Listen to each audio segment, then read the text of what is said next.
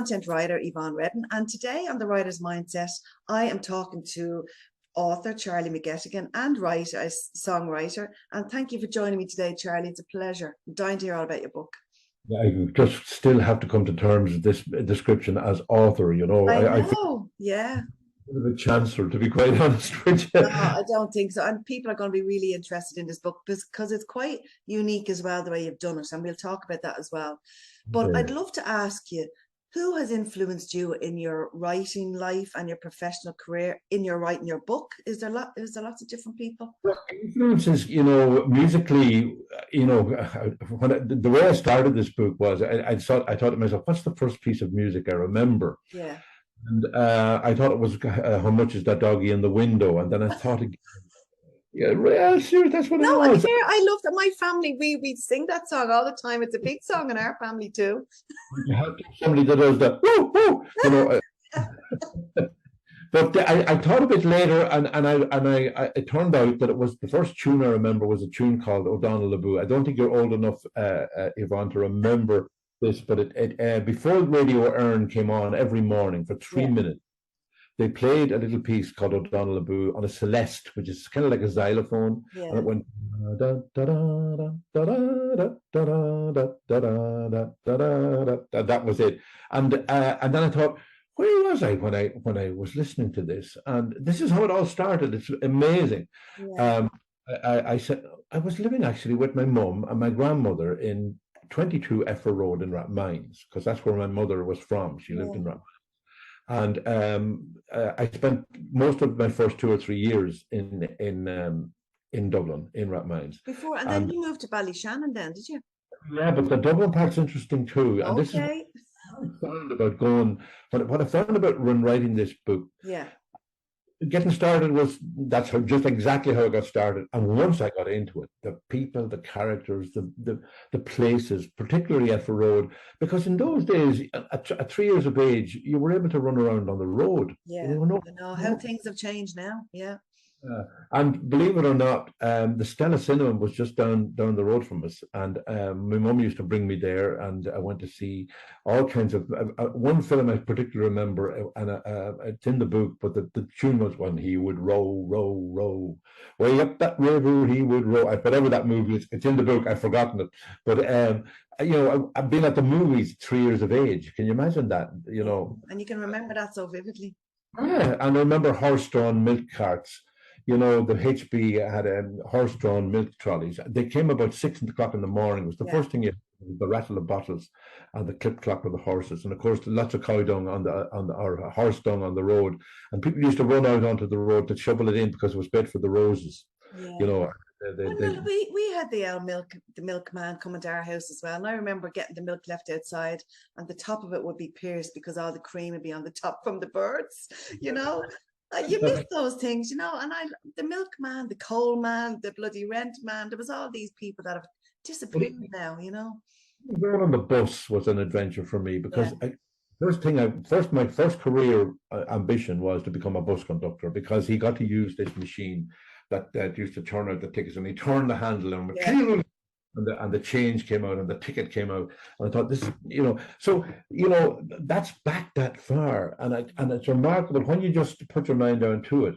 The people that we lived next door to a Jewish family, and they were called the Greens, and doors were open those days. You ran in and out of everybody's house. Yeah. But we used to go to the synagogue on a Saturday, and I remember being really annoyed and upset because I couldn't go too, that kind of way. Yeah. They were beautiful people, but about 10 years later, I was about 14, I think, at the time, and I called to see them, and the door opened, and this old lady answered the door, and I remember this old lady as a very elegant woman with red shoes and matching red lipstick, and here she was, and it was at Passover time, and all she had to offer me were water biscuits and a cup of tea, because they fasted, and stuff like that. Of course, I moved to Ballyshannon then. My dad had a shop there, and he would to and fro from Ballyshannon when we were in Dublin. And there's something in that water in Ballyshannon, that's for sure. Rory Gallagher town and Charlie McGettigan. And curious enough, where Rory was born was in a place called the Rock Hospital. Can you imagine? how well named was that? A rock Oh, star. unbelievable, isn't it? There's all loads of little things. So Yeah. does your book go right back to when you were 3? Do you start, it's Back, definitely a memoir and biography anyway, isn't it, for sure? kind of a personal social history Yeah, for the 50s, 60s, 70s, 80s. It ends in the year we won the Eurovision, which was yeah, 1994. But I mean, Ballyshannon was just full of beautiful characters and places and people. We had one man, John James Lawn, he used to deliver the bread to the shop. And John James would come in, and this was old imperial measures at those days. It yeah. was shillings, pence, and halfpennies, and farthings. You know, and he would calculate, he'd come in and he'd say, write this down in your book, son. It's 2 dozen a batch at 5 farthings, 3 dozen a pounds. And you know what? He could calculate the amounts, but he couldn't read or write, Yeah. which is, those, That's the way it was, isn't it? You learned on your feet, didn't you? And calculated. Yeah. everyone could do mental arithmetic, no problem. And I think my daughter inherited a little bit of that from me because she worked as a barmaid when she was in college in the Roost in Maynooth, and she could keep 5 different drink tabs. Yeah. She could serve 5 different customers at the same time, and I think she had that ability and still has to a certain extent. But Ballysh, then I go in the book then I'm when I'm talking to you I have to rush through it, but there's lots. Everything is expanded in the book that I'm telling you now. Seeing my first guitar in the shop window, and at the time we used to tune into Radio Luxembourg, and there was the Shadows were there, and Bert Whedon and Dwayne Eddy and all these people playing guitars, and I just saw this guitar in a shop window. And every day on my way, I was about 11, 12 at the time.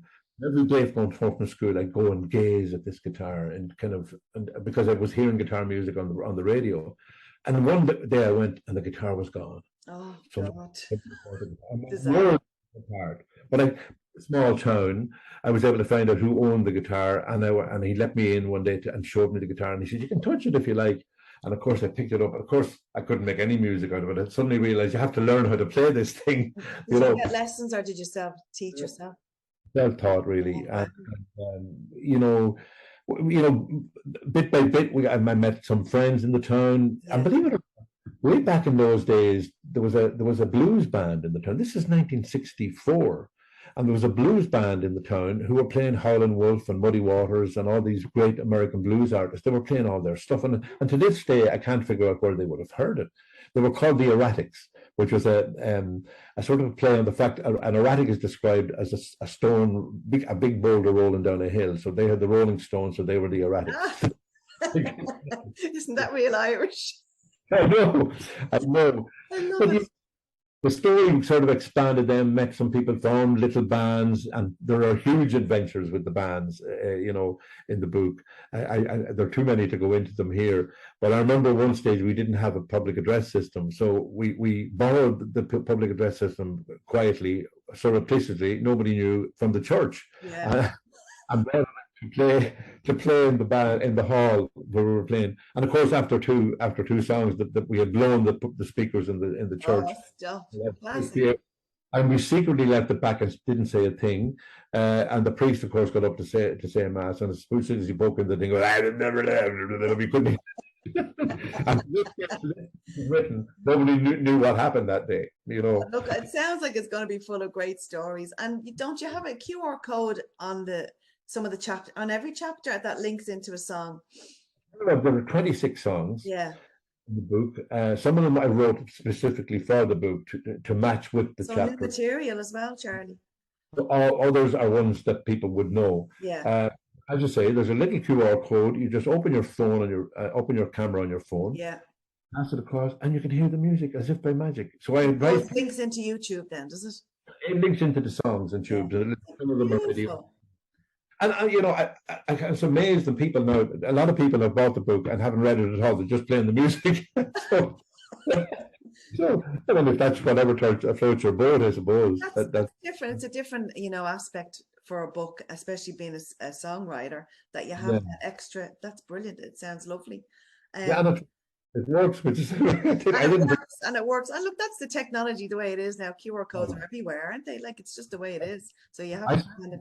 I saw them in a restaurant in Spain. I was over doing the Camino, there earlier this year, and went into this restaurant, and it was great. The waiter doesn't come down at all. He just And it's scanned the on the thing. table, isn't it? You just scan it on your table and pick your food.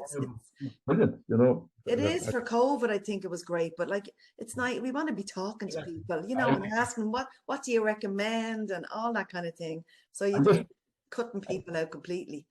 Since COVID came, we were using our credit cards so much, and then you're stuck. You've no money for a tip, and you're kind of. No, yeah, big time. Yeah, I like to tip, you know, particularly if the service is good, you know, and so I always carry a few pounds around in my pocket, or a few euros rather than. Yeah, but I think a lot, even buskers and all that have this machine that they can tap to get tips. Just tip, I think it's called. It's brilliant. The book, when I go along to the book, I used it for the first time the other night, and I couldn't get it working. I realized that it ended upside down, you know, and after a lot of people complaining and giving out, and what's the delay with it?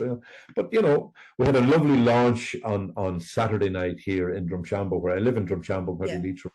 And the story of getting there is all in the book as well. But I reunited with my best man, who was at my wedding, who I hadn't seen for a long, long time, Arthur Green. And then people from my very first band, when we were 14 years of age, two of them arrived and we did a few concerts, a few songs. And what was the name of your first band? We had a great band called the Soundstorms. Wasn't that good? There were soundstorms in a teacup. That's one of the chapters is called Soundstorms in a Teacup. I'm playing your gigs in the church. I know, and we were funny.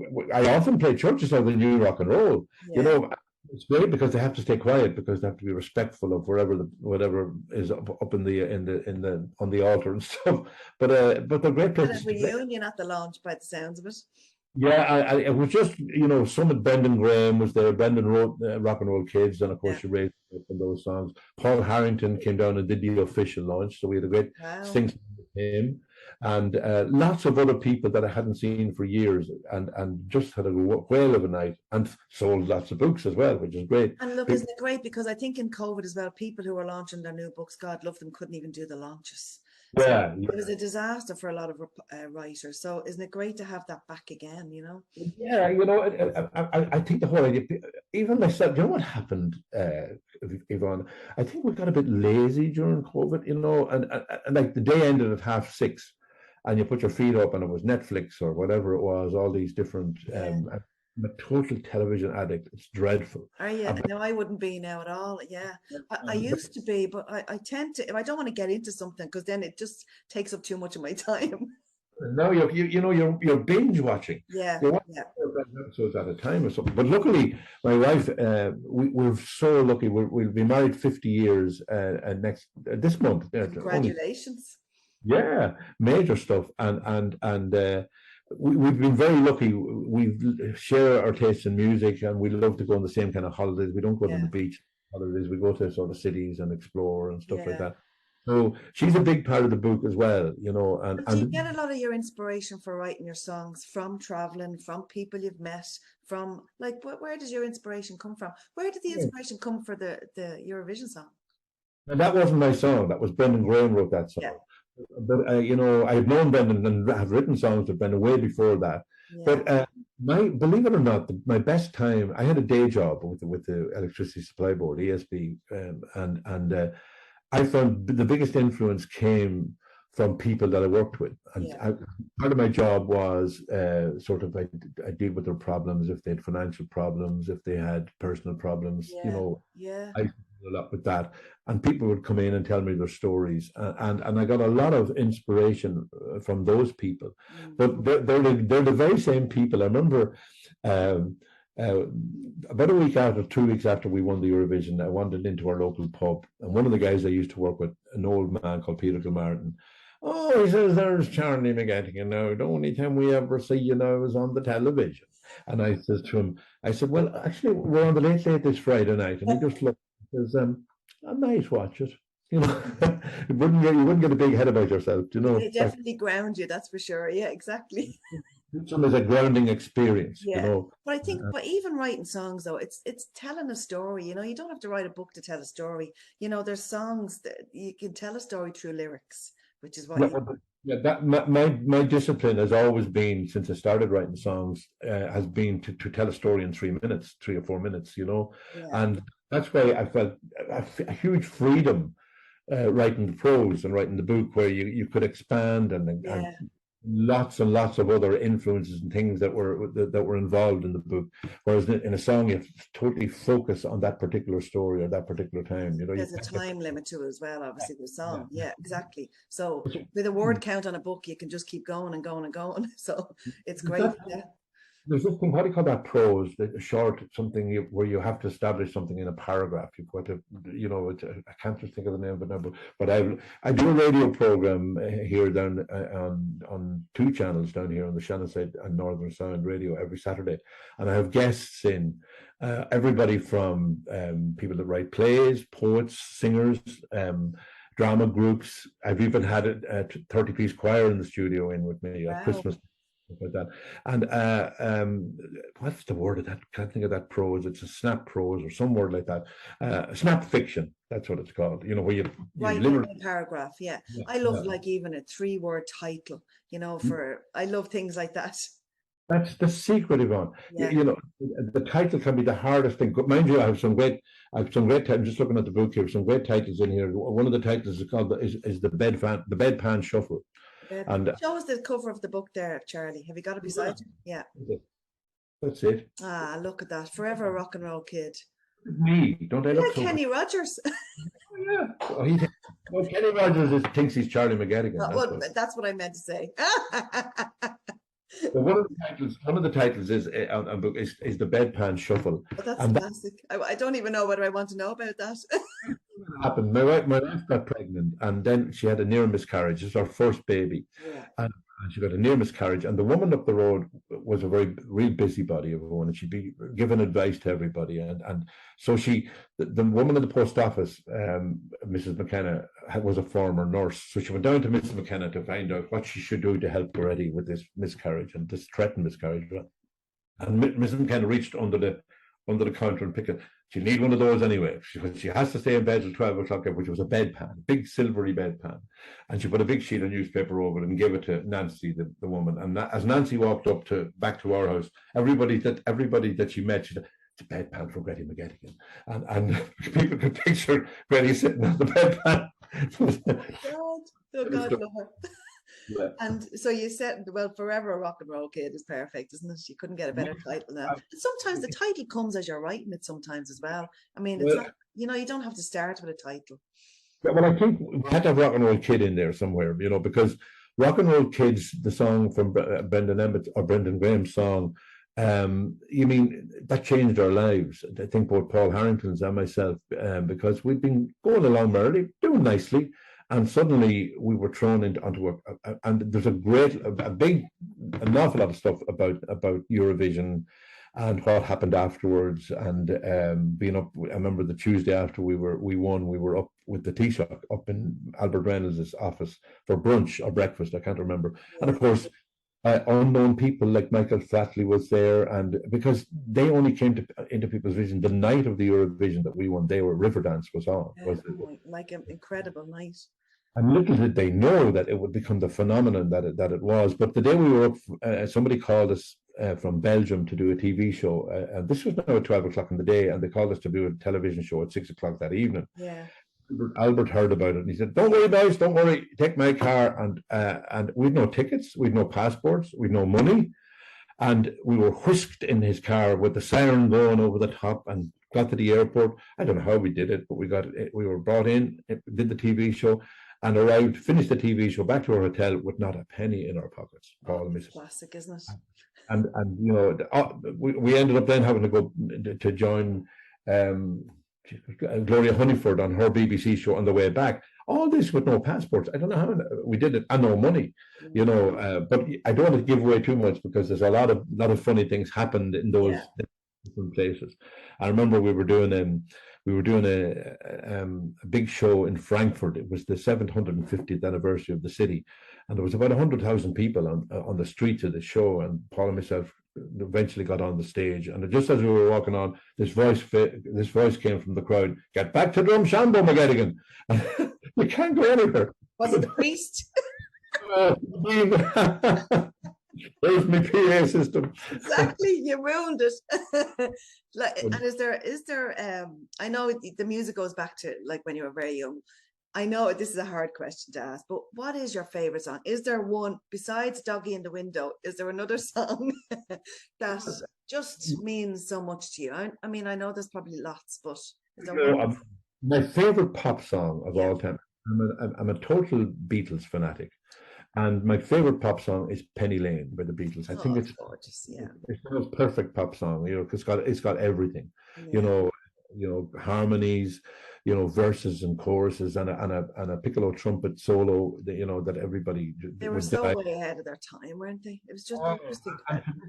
my wife gets into despair sometimes because something will come up about the Beatles, and she said, "Do you not know enough about the Beatles at this stage?" But funnily enough, this morning, even before I was talking to you, something came up, a photograph of the Beatles that I'd never seen before, and they were quite young and raw. And, you know, to look at them then and look what they did, look at what the music, and Paul McCartney's still It's playing. still going, like it's still hugely influential. Do you Absolutely. see any music? Do you see anyone in Irish music that you think they're amazing? Well, in different ways, you see, I believe it or not, I grew up quite close to Paul Brady. Paul Brady, when we were He playing has his in, book out now as well. yeah, and he is, to me, he's one of my idols since I was, and believe it or not, there's a song about Paul Brady in the book, the first time I ever heard him in 1965, would you believe? And somebody bought the book and saw the song and sent him the link to the song. And Paul didn't know I'd written this song, you know, and he came back to me and said, "Checkers, you know, I nearly got a heart attack when I saw it, you know." And he bought a book, which was, I mean, imagine your hero buying your book, you know. Exactly. What's the name of the song? It's called The First Time I Saw Brady. It's Ah, called. It was brilliant. 1966. We were playing in a three-band show, and we were trying to show our tricks. And Brady came on and blew us all away off the stage. You know, we were only That kids. voice. And I seen him in Australia. I lived in Australia for years, and I seen him over there. It was incredible. Yeah, he's amazing. He's one of my Irish heroes. But Yeah. I also like people like Freddie White. You know, my own grandson suddenly has become someone I've admired a lot. He's starting to record songs, and he had a couple of songs out and he's just started in Trinity now doing music. This is his first year, Brilliant. and he just lives for the music. But he's also a very talented young fella, so which is great. Jeans. Yeah, it's great to see your grandson is now become an influence on you. You Yeah, know, it's yeah. Oh, brilliant. I'm sure you've influenced him a lot too. Are you reading anything at the moment yourself, or have you got time? At the moment, by Nuala O'Connor. Yeah. It's a book written from the perspective of Nora Barnacle about Joyce, and it's both horrific and wonderful at the same time. He was a tough man to live with, James Yeah. Joyce, and it traces, you know, from the very they were eaten hand to mouth. They were living in dreadful conditions, and it was just lovely the way Nuala O'Connor. No, it's her perspective on what she saw Nora Bannicle would have been thinking about, you know, Yeah. and you know, she does it so well. And it turns out that Nuala O'Connor has a place just up the road from us here. I didn't realize that until I got the book. I like the Nuala, not the other book, the on Colleen Kuhn. You know, the girl that wrote the book. Yes, that's a movie now. Yeah, yeah. Yeah, I love her book. I love Foster. Guess that I can't think of her name now. No, it'll come back to me. But anyway, I love her work. I love John McGahern, of course, who's literally again. They're going to make Leitrim sound like a really creative hub altogether. But John McGahern just lives 6 miles up the road from us here, Yeah. and I remember my mother smuggling the barracks into Ireland from the north of Ireland. You know, and because it was banned here. Imagine John McGahern was banned, and his book The Dark was banned. I'm a huge fan of McGahern, and you know, I saw him in the distance one day, and I was too tongue tied to sort of talk to him because you know. Well, the next time you have to say hello. Look, sadly, he's no longer with us. We Yeah. lost John, but there's a huge respect for him all over the world. Sure, You know? yeah, absolutely. I'm sure your book's going to do great, Charlie. And where are you on social media? Yes, you can find me on Facebook and on Twitter, and Yeah. YouTube particularly. Mm. YouTube, And you know, the reaction so far has been, do you know, Yvonne, the people who are most important to me and have always been my severest critics are my wife and my two daughters. When they said they loved it, I said, "Cheekers, that's the first time that's ever happened." That's all you need to know, isn't it? They unconditionally liked it, and which is, you know, for me the biggest thrill I could get. You know, that kind of way. Did it take you a while to get it all together? Over a period, I started when COVID started, and the editing took a while because I'm very precious, and I wouldn't let the editor.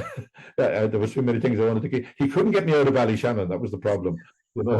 I wanted to stay in Ballyshannon because it was such fun, you know. But yeah, I enjoyed it an awful lot. Yeah, I'm sure there might be another one in there, Charlie.